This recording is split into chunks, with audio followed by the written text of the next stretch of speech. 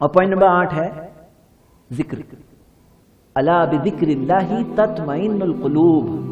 یقیناً اللہ کی یاد میں دلوں کو اطمینان ملتا ہے. سورۃ الرعد سورہ 13 آیت نمبر 28. تو میرے بھائیوں، ذکر میں اللہ کی یاد میں دل کو اطمینان ملتا ہے. تو اپنی زبان کو ذکر میں بزی کرو. اور جیسے مثال کے طور پر لا الہ الا انت سبحانک انی کنت من الظالمین، جب کوئی شخص یہ کہتا ہے تو اللہ کی مدد آتی ہے. یہ یونس علیہ السلام نے جو دعا پڑھی تھی، اللہ کے رسول محمد صلی اللہ علیہ وسلم نے بتایا کہ اللہ تعالیٰ جو شخص یہ پڑھتا ہے اللہ تعالیٰ اس کی مدد کرتا ہے.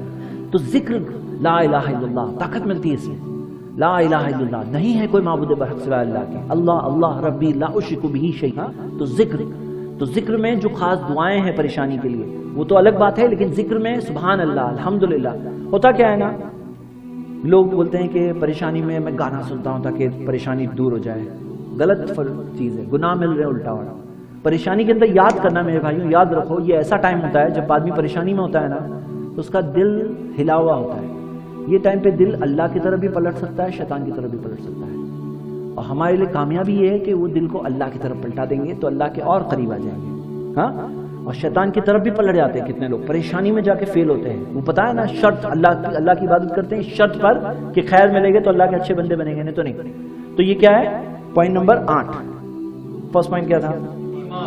نمبر 2 توکل. نمبر 3 تقدیر پر ایمان. نمبر 4 آخرت پر ایمان. نمبر 5 عمل الصالح. نمبر 6 نماز. نمبر 7 دعا. نمبر 8 ذکر. دیکھو ہم دیکھ رہے ہیں کہ 5 نمبر سے جو سٹارٹ ہوا ہے سب عمل ہے، کام ہے. ہاں، پوائنٹ نمبر 9.